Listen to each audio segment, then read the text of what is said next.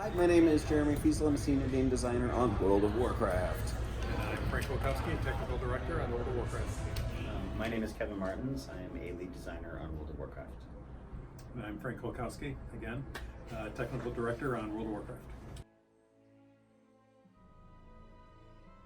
Yeah, so I think Battle for Azeroth has been an awesome series of both the main expansion as well as the content updates to put out. We have been especially hard at work in Rise of Ashara, responding to all of the great player feedback we got after the launch of Battle for Azeroth and creating this awesome sort of chunk layer of additional content to put on top of the existing content of Battle for Azeroth that we feel like just blows out your number of player choices, things you can do on any given day, cool pets and mounts and everything you go for.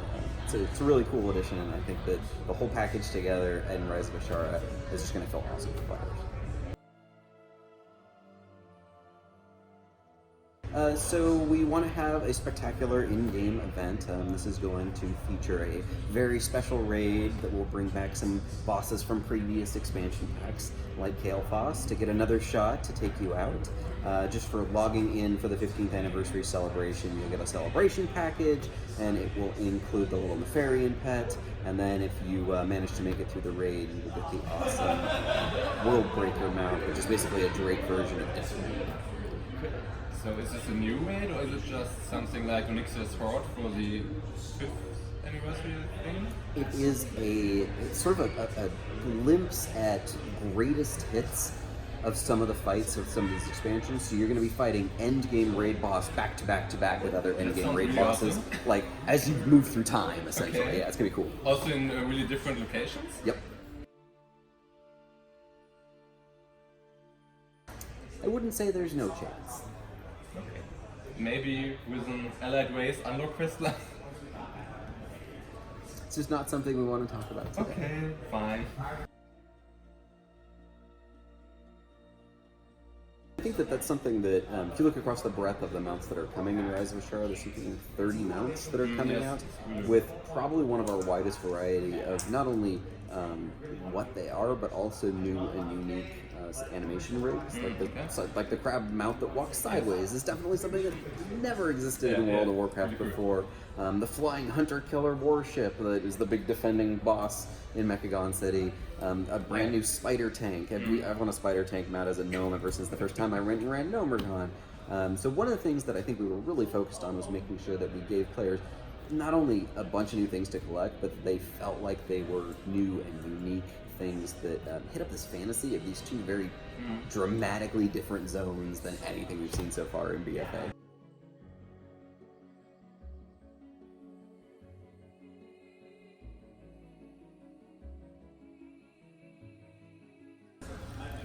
In this particular case, the differences between the two are pretty dramatic, between the totally broken down, sparking Junker version and the super pristine Mechagon brass metal version. So we wanted to make sure that your efforts towards this meta achievement ultimately resulted in what we thought was one of the coolest mounts in this particular content update. Okay. And I think that it really stands out in terms of just about every other mount in the game as an absolutely unique thing. Okay.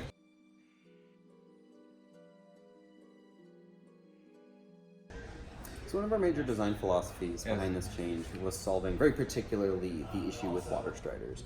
We wanted it to make it feel like, for a player that's been playing for years, ever since the Mists of Pandaria, and has had their water striders, very used to it, that it didn't feel like we were taking anything away from them. So one of our guiding philosophies was it should feel like a bonus and not feel like something that is then required, especially for those players that have hundreds and hundreds of mounts, to customize everything. We want it to feel like this is an increase in your number of choices.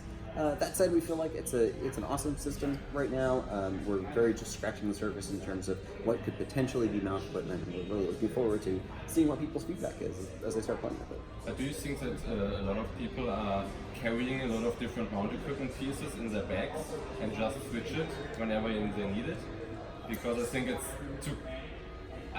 it's not complicated, but I think nobody is going to do this. I think it depends on the player type and perhaps what content you're engaged in. Sure. You will potentially have a very different viewpoint for that if you're doing exploratory content versus running old raids. If you're a Death Knight, especially if you're a Blood Death Knight and you can walk on water and you're already not getting dazed by anything, very different choices to make in that particular case. That's definitely something we're looking forward to feedback on, though, for sure. Okay. So one of the things you're going to see in Rise of Ashara is on normal mode islands, it takes the enemy team quite a bit longer to show up on the island. So you get a whole exploratory phase at the beginning of arriving on the island, and you can feel like you have a little bit more time. Especially if you're leveling up characters, it's still one of the best ways to level your characters. That can totally feel like you can explore your way across the island and maybe shoot for particular creatures you want to fight. Totally, it's something that we're exploring. Okay. I feel like that is a good place to take the normal version, because heroic already tends to be more of the cutthroat, bust my way through the island, kill the other team. Generally tends to be more hardcore. A lot of players in the end game are playing that because it's very efficient per unit time. So if that's sort of where that exists, then is there a place where normal exists that is on a little bit more of a relaxed level? I think totally.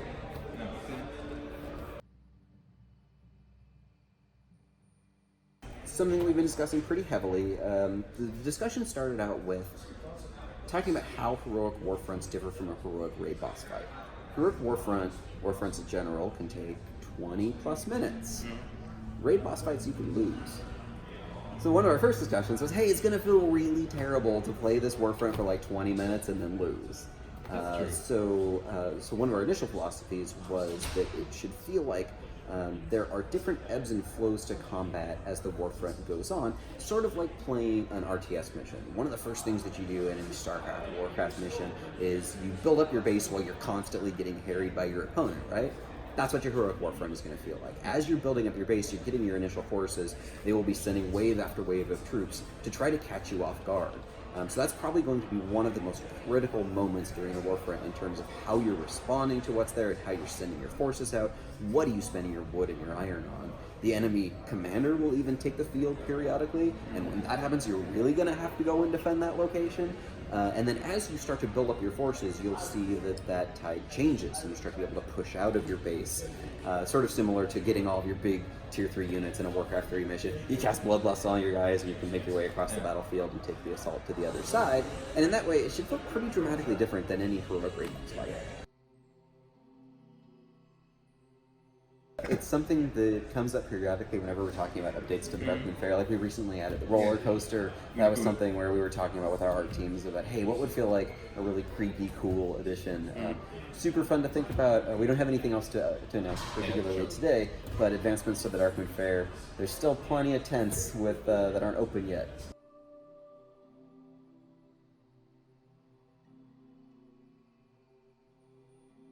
So, we felt like with Nashtatar, it has a lot of different biomes. So we're talking about the third island in Argus being a little hard to navigate because things look the same. It is less of a problem in Nashtatar. You have the deep, dark, low levels that are more cavey and less out. We have the Naga city. We have Zinashari, which are the ruins of the Elven city, and they're very alabaster white. And bright and in the hotter sun, and then you have sort of the wilderness in between, and you have your starting area. These are some of the major areas within Nashtatar. It is easier to navigate because you can see the biomes change as you go down. It's a lot more kelp and seaweed and shallow water stuff up front, and then the dark caves with the sightless fish and other deep sea things down below. So even the monsters that spawn in those zones are one of the ways that help guide you. And then as players play PTR and the rest of the Nashtar content is coming out over the next couple of weeks, we'll see if people are having trouble navigating, and then there's a lot we can do with roads and lights, etc., to help people find the way to and from their camp and to their major spots. Okay. So it's a level design and art challenge. Yeah, so it's another try to do this, but a little bit different. Yeah, quite a bit different. So. Okay. We wanted to try to do it this time. The Pathfinder achievement can be kind of difficult, and you unlock the final parts in these zones. So we felt like if we could get you to fly here, we should try to do that. And so we've been building them with flying in mind the whole time. Okay, and currently on the PTR, the only unlock requirements are the Pathfinder 1 achievement and I think honored reputation level for the Nashatar faction. Is this the only stuff we have to do, or will there be more requirements? I believe you have to explore the 2 zones as well. In the Rust Bolt Resistance faction as well. And Rust Bolt Okay. Resistance is okay. one faction. So there's 2 factions in Nashatar, but there's one for Horde and one for Sure. Alliance. So you do one there and one in the other zone and explore the zones. And I think that is it. Oh, okay.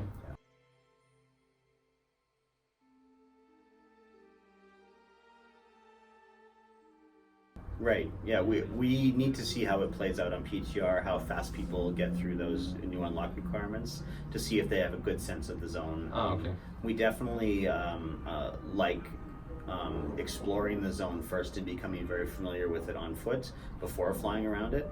And so as long as that happens during that time, then there's no time that's too soon as long as you are very familiar with the zone by the time you get it.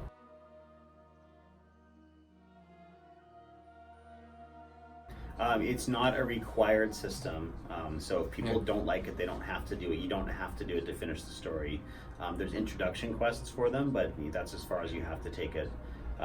This Rise of Azshara overall has a lot of optional content, and so there's multiple paths to do what you like and to earn rewards, and that is a deliberate thing on our choice to balance out how often people feel like they have to do the same content. So as it does roll out on PTR, and we have all of the rewards from the cosmetics to the optional to the special professions quests to the new world bosses with affixes to the PvP control points for war mode, etc., etc. We have to see how all of this plays out and then start to balance out how often you participate in all of these systems, so it feels like you get to see lots of stuff, but you don't have to do lots of stuff all the time.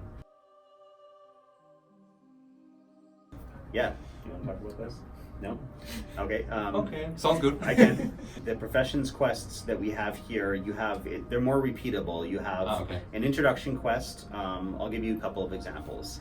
You find this special seed, and it's like an underwater kelp plant seed, and there's weird little spots in the ground that you can plant them, and when you do that, something wacky happens and you have to fight, and I don't want to spoil it completely other than to say that is a new herbalism quest, and so you're always looking for these seeds, and when you find one, we want it to be an exciting moment because you're going to get a really good thing. There's still the normal harvesting, but we wanted to add basically super nodes, and they're going to have some challenge with them. Cool. I'll give you another skinning example. Rare elites can drop chum, and chum is like buckets of fish guts that you can use to make sharks come up to your boat. In this case, this is a special type of chum that most things find disgusting, but there's a dark, dark pool in a deepest, darkest cave of Nashatar. If you toss it in there, a bunch of eels come out and attack you, and then there's a super eel, and if you beat all that, they're all skinnable, and they drop an enormous amount of skinnable stuff. So you start to be on the hunt for this chum. Those things tend to be out in corners or in hostile areas, so you harvest other things along the way, but they're also placed next to world quests and daily quests and rare elite bosses, and sometimes near the world boss depending what rolls that day. So maybe you set out, I found this chum, I'm going to go do my eels today, but along the way we want you to run to 3 or 4 other things you could do that you maybe didn't expect to be there. So we have all of the normal stuff we have in the zone that you can see on the map, but there's a lot to run across as you walk around. Okay. Like Frank has a bunch of Mechagon examples that you may have gone over in earlier. In terms of things to do around Mechagon, Yeah. there's a lot to do around Mechagon. From going out and gathering scrap, bringing it back to your scrap bot. You can use scrap to unlock the island's defenses, which is, again, awesome in war mode, where you can turn up a flame turret. If you're Horde, it'll belch fire for the Horde. If you're Alliance, it'll belch fire for the Alliance. Not just on the NPCs, but also on other players. You can also turn in scrap to get yourself a customizable cat that you can then go out, unlock colors throughout the island. You can take the cat over. Fix robots like the drill You rigs, can which fix will robots. open up Yep, and they'll open up bosses and mini cave bosses entrances and yep. treasures. Nashtadar has treasure finding gear, so you've got magical items where you can sense treasure and there's things buried in the sand and you can wander around looking for it like a metal detector at a beach.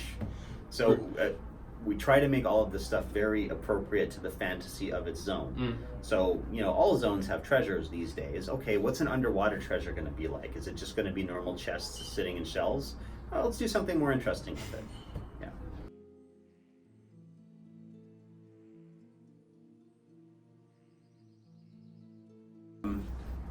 This is a good time to mention the multiple audiences as well. And no, players are not usually trapped into being one type of audience. So people think like, oh, there's hardcore raiders.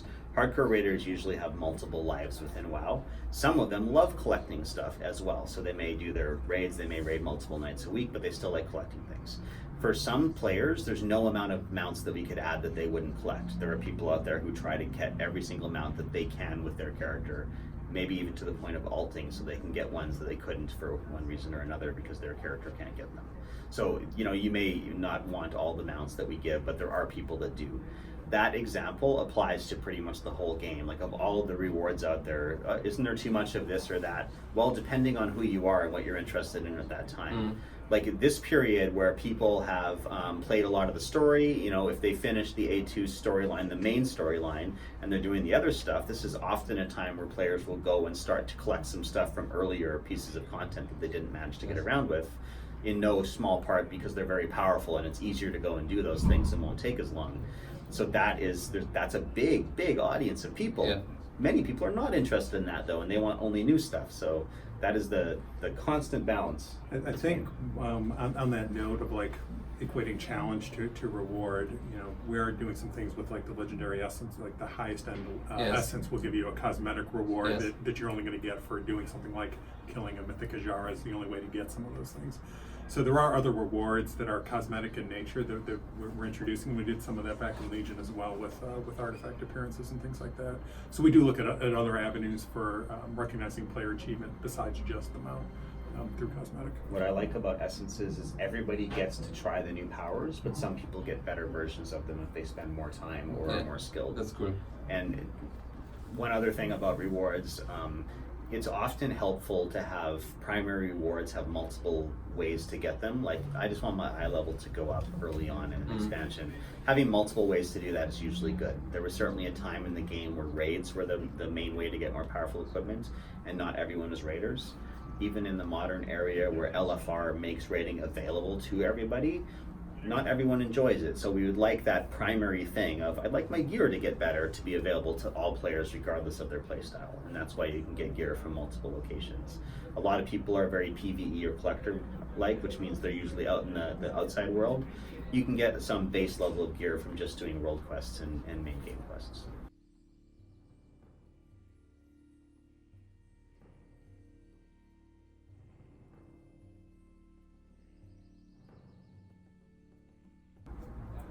It's hard to say. Some of the things we do in a game become a standard part of the game. Like World Quest is a good example. They're added in Legion, and we carried them over from BFA.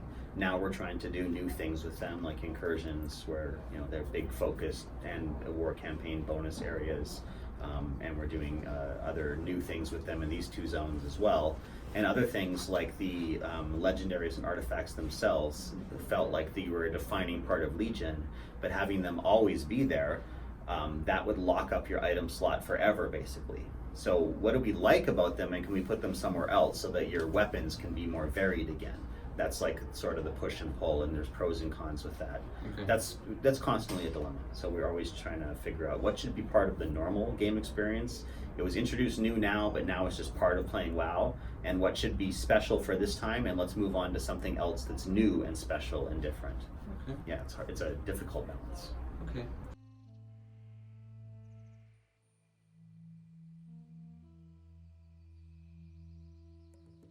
Yeah, it's not exactly a new type of item thing. It may be, as we see how it rolls out, but it is more of a, let's throw a bunch of fun stuff out there and see how it plays out on PTR. So we'll watch how it plays out over the next number of weeks as we have it all out there and see what people like and what people don't and how we can move it around. In some cases, maybe what you're saying will be the case. In other cases, maybe we should make it a little more agnostic.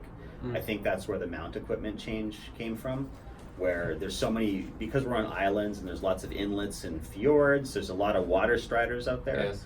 And so we tried to pick a system. How can we change this so that people have the most amount of mount flexibility? And that's how we came up with the mount equipment system we did now. You can do what water striders do, but it doesn't have to be that model anymore. And then let's add some more stuff as well.